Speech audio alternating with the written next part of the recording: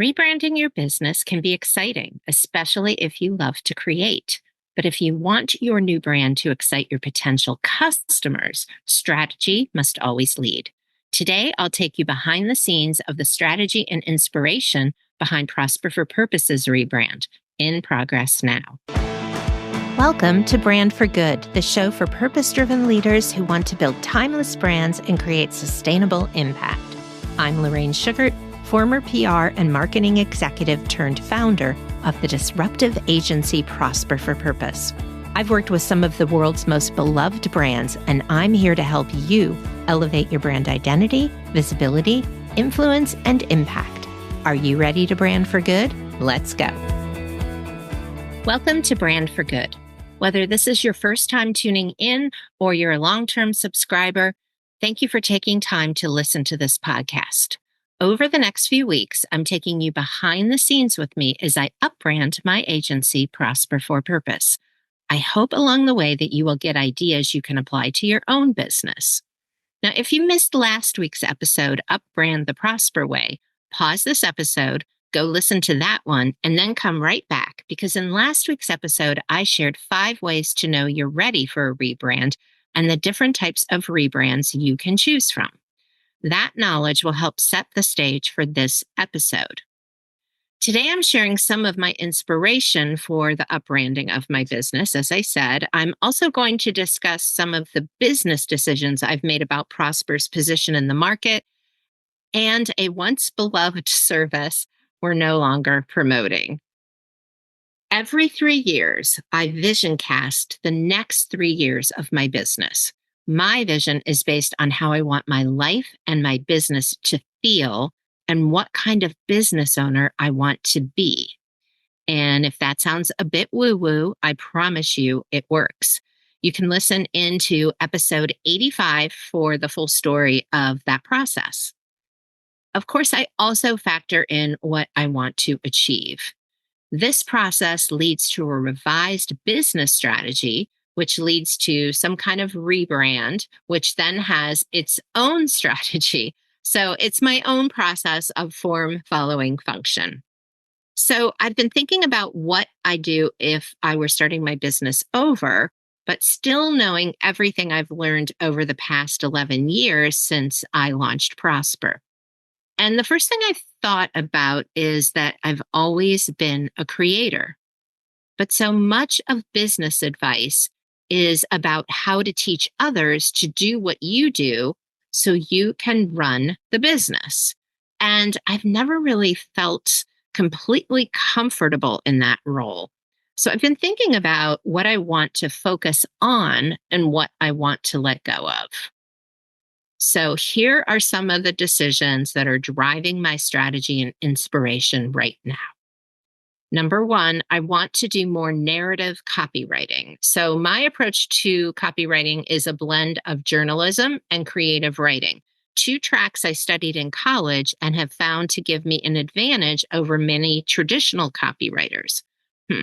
Okay, maybe I need to do an episode about this whole thing. But anyway, number 2, I've decided to eliminate media pitching as a standalone service. Media relations is one area of PR and only one area. And let's just say media relations has changed.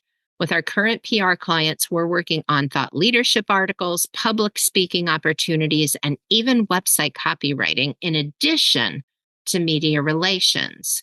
And this decision comes as a result of companies we've worked with over the past couple of years that just wanted the media pitching.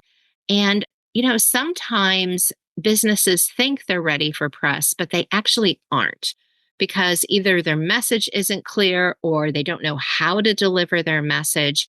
And I find that in a race to get what we want, sometimes we overlook what we need. And, I'm as guilty as the next person of that. I want the bright, shiny object, or I want to get to the finish line more quickly.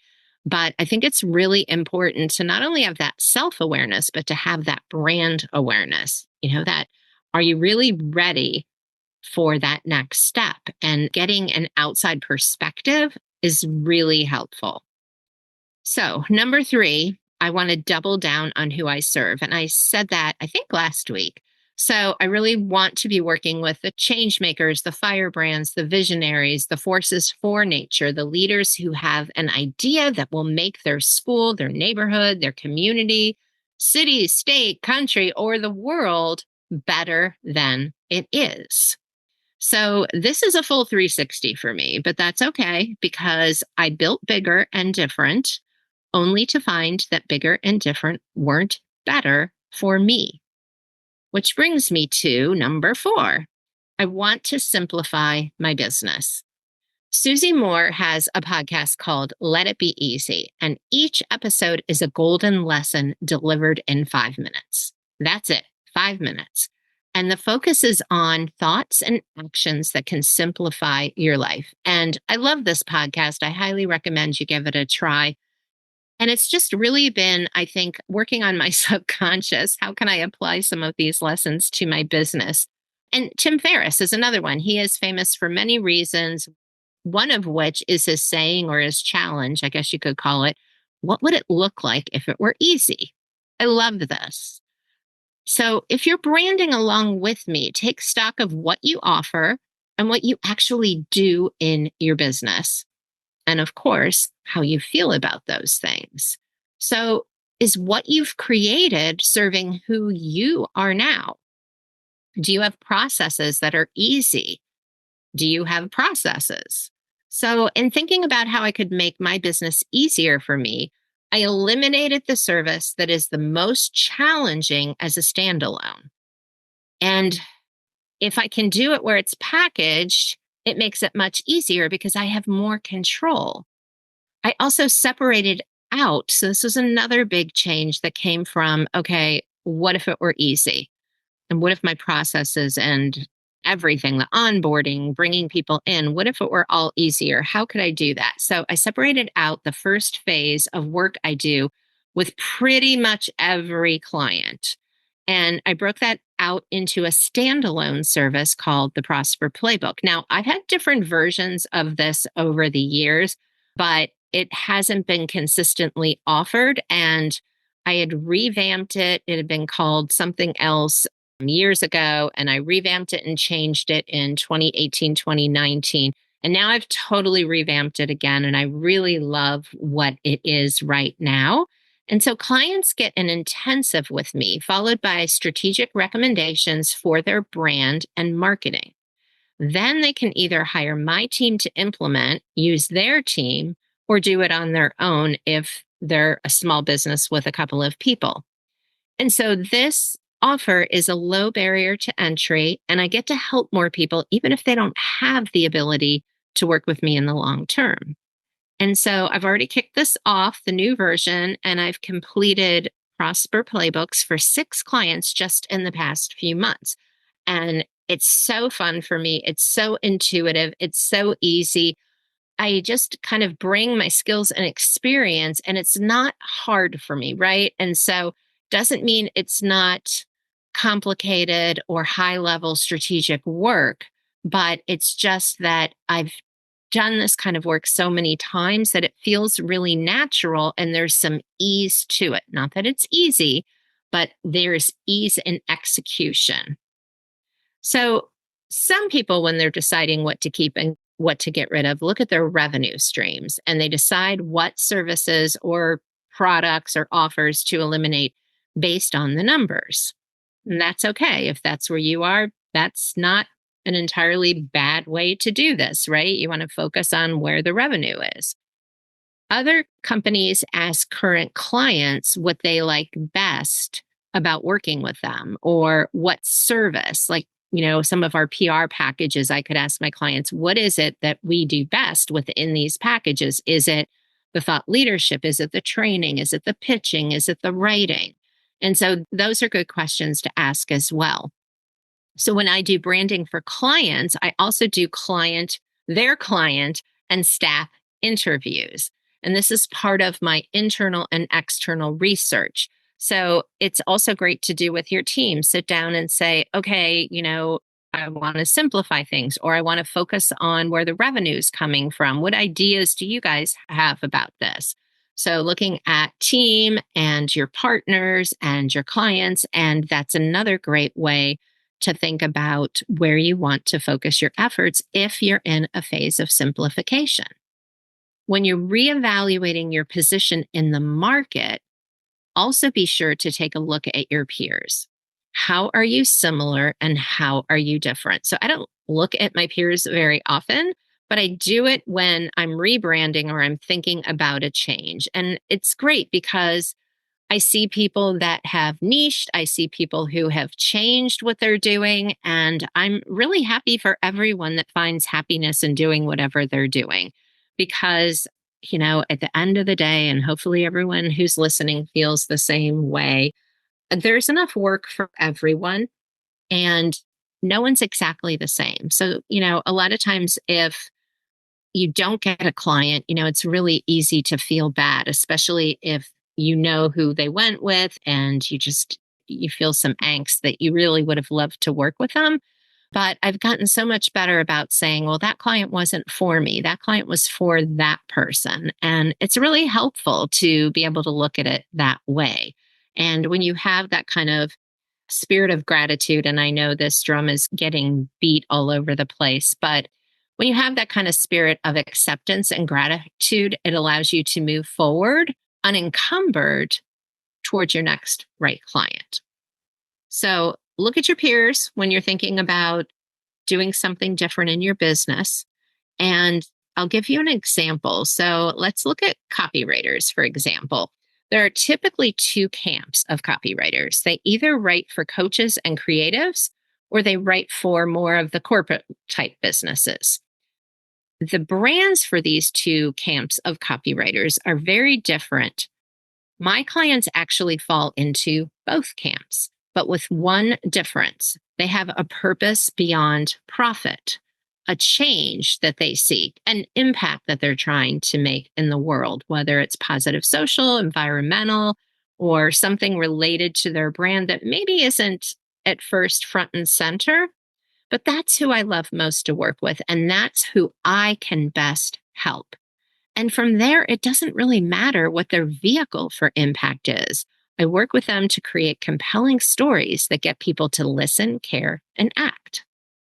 Think of this in terms of your unique position in the market. So, what is your unique quality, focus, experience, or trait that makes you the best choice for your customers? We call this in the marketing world your unique value proposition or your UVP. Notice as I'm thinking about what I want the next phase of my business to look like, I'm also thinking about strategy and inspiration simultaneously. Now, most agencies will go to strategy and then inspiration, and most creatives will go right to inspiration. But I filter my inspiration through a strategic lens, knowing what I want to do because I never lack ideas. But if they don't align with the strategy of where I want my business to go, then they aren't really worth pursuing, at least not at this time. So that also kind of loops in another related area, which is values. Prosper has 10. We created them in the first month of launching, and they are great. They were and still are darn near perfect. But if I'm moving towards ease, I'm going to be prioritizing rather than just straight up values, guiding principles. And so I've been thinking about this a lot. And the four I keep returning to are excellence, impact, freedom, and love. Excellence in our work, a focus on making a positive impact in the world, freedom for our team, and hopefully the people we serve to live the lives we want, and love for ourselves and one another. So far, I've shared how my vision casting led to strategic business planning, which inspired me to simplify Prosper's offers, which is still in process. So these are the changes I've made so far, but it doesn't mean that we're finished. So my next step in this process is to take a good look at my website. I see that while everything's working, It feels like an old familiar dress I keep throwing on because I haven't taken the time to rethink how I want to feel beyond being comfortable in my clothes. And I've suddenly realized that my style has changed to some extent. And so I take inventory.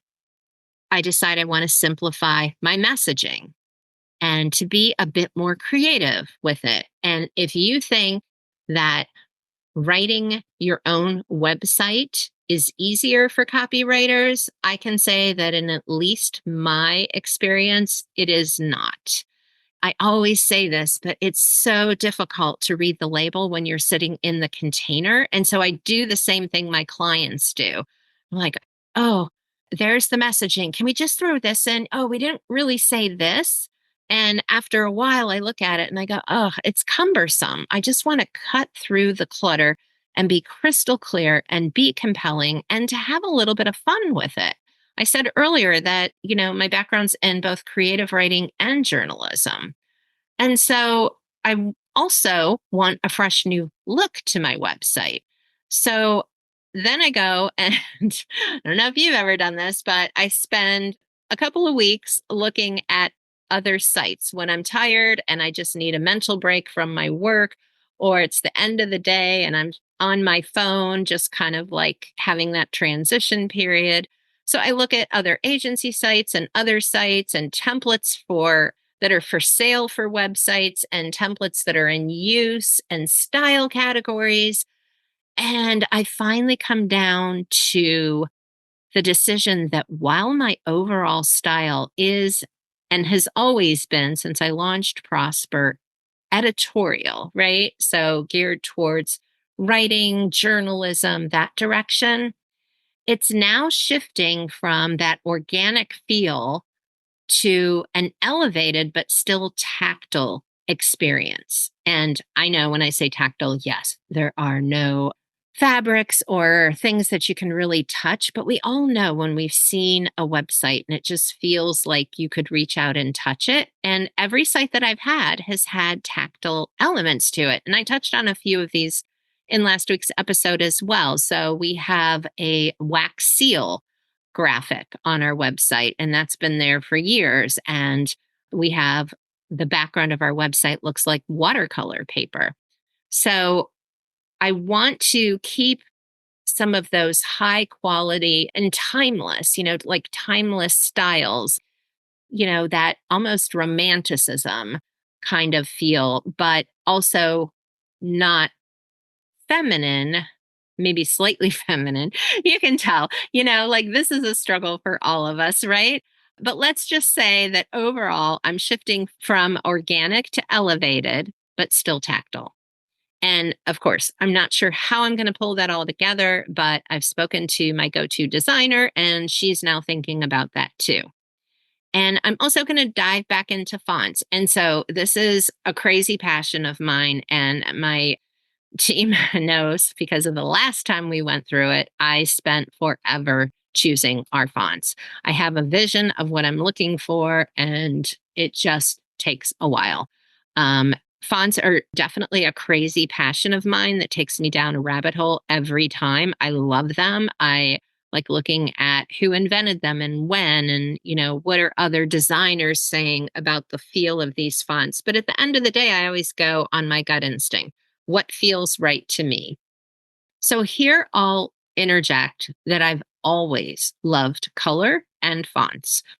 I go back to when I was a little girl, I had this series of leather bound fairy tale books that were, I don't know, they might have been my dad's. And they had these beautiful, almost like plated with the gold edges. They looked like old paintings, like old world paintings, but of fairy tales. It may have started then. And then in college, I took a typeface class and a magazine layout course. And I love those things, but I was not very good at them. The manual parts of it. I worked with, throughout my career, I've worked with graphic designers. I've worked with teams of graphic designers. And then I went and married a portrait and landscape artist who paints in oil. And though I lack a lick of artistic talent, I do have a great eye. And when it comes to our website, our brand, just like our house, I choose every detail with intent, and it always seems to work in the end. So if this is you, great, you know what I'm talking about. And if this is not you, work with a designer so you're sure to get this right, because so much of someone's experience on our website is things that they don't necessarily know is happening, but they feel it. And so we have to be very strategic and intentional about those choices to create that experience, both with the words that we use and the design that brings our brand to life. But if you're looking at your visuals and getting as excited as I am, don't get too far, because while strategy leads everything, copy leads design. Next week, while I'm working on copy, we'll take a step sideways on the podcast and look at some of the roots of a brand. I'll see you then. Thank you so much for tuning in to the Brand for Good show. If you like what you heard, please hit the subscribe button so you never miss an episode, and leave a review so other purpose-driven leaders can find this valuable content. To learn more about building a brand for good, please visit prosperforpurpose.com for more resources and information on all the ways you can work with us.